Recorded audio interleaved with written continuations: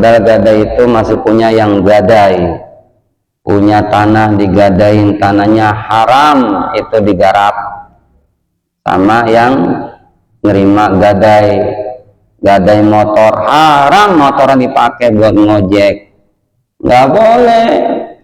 Itu motor masih punya yang enggak. Beda gadai sama jual Pak, saya nggak punya uang, terus ini saya gadain motor 5 juta. Udah tuh motor diemin, jangan dipakai. Nggak boleh, masih punya sih yang bergadai. Kalau mau pakai ngomong, kamu gadain ke saya ini motor saya pakai ya, sehari saya sewa berapa, begitu yang benar. Yang parah di kampung-kampung gadai tanahnya ditanemin padi, diambil padinya, udah untung nambah waduh, itu bahaya. Nggak boleh gadai itu dipakai kecuali ada kesepakatan antara yang menggadaikan dan yang nerima gadai. Itu begitu. Yang di Indonesia banyak di kita kayak gadain motornya dipakai buat kemana-mana. Nggak boleh, itu masih punya yang gadai. Karena seperti gadai, wa istasna minal mauti, dan dikecualikan lagi dari kematian, apa suatu perkara iza qatala saidu, apabila si majikan membunuh amatahu, budaknya si amat, budaknya al-muzawwajata, yang ditikahi. Nih hukum budak, hukum majikan itu kalau nikah mas kawinnya untuk majikan. Keterangannya enak dulu mah tuh, zaman ada budak, si majikan nikahin budaknya, budak perempuan, mas kawinnya yang dapat bukan budaknya, yang dapat majikannya. Kenapa? Karena budak itu milik makanya dihapus sama hukum Islam. Ini ada niat majikan, mau saya bunuh nih, keterangan dalam kitab yang lain, karena si majikannya ngasih mas kawin baru separoh, dia nggak punya bagaimana nih biar balik lagi, akhirnya dibunuh. Nah ini nggak gugur, ini gugur dapat setengah, kembali kepada punya budak tuh, karena ada niat bunuh.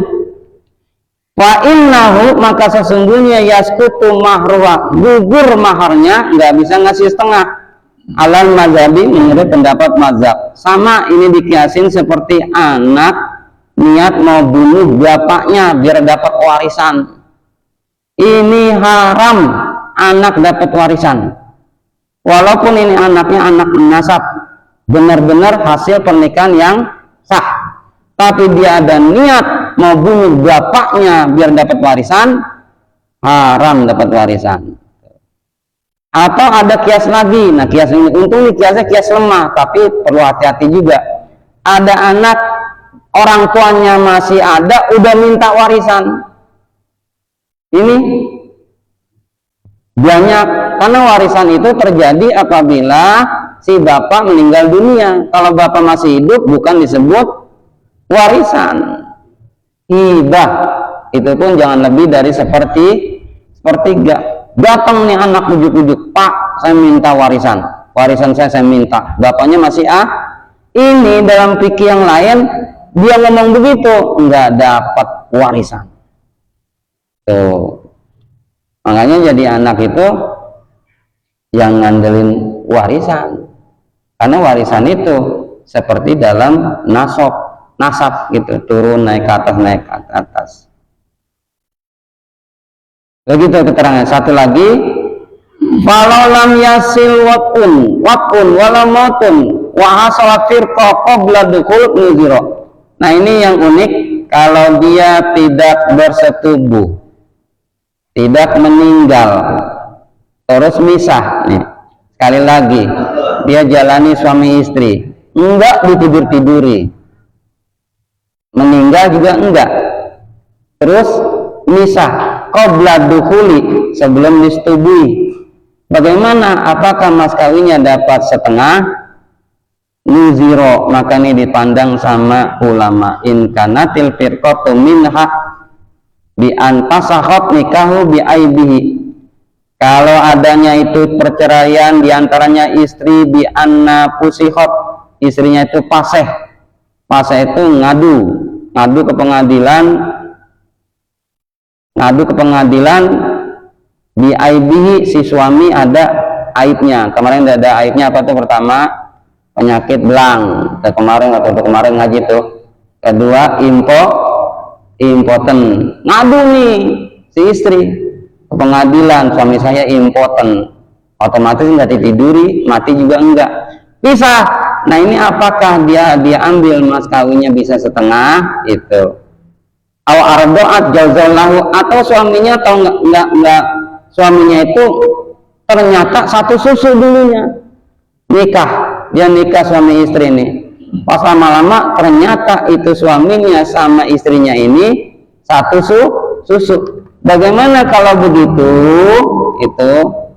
Itu maka dia gugur total, nggak dapat mas kawin sama sekali. Nah itu keterangannya tuh. Jadi dikit-dikit nanti ya bab ini terus kita baca langsung bab mut'ah. Nah ini mut'ah juga penting. Mut'ah ini suami nih jeleknya kalau nyerah nggak ada mut'ah. Mut'ah itu pemberian kepada istri supaya si istri itu nggak ada suami, mandiri, ada modal. Nih penting banget mut'ah. Ya segitu aja dikit-dikit. Mudah-mudahan Allah SWT memberikan kita kepahaman untuk menjalankan ini sehari-hari dalam fikih. Amin ya rabbal alamin. Saya tutup. Subhanakallahumma wa bihamdika asyhadu an la ilaha illa anta astaghfiruka wa atubu ilaik. Wassalamualaikum warahmatullahi wabarakatuh.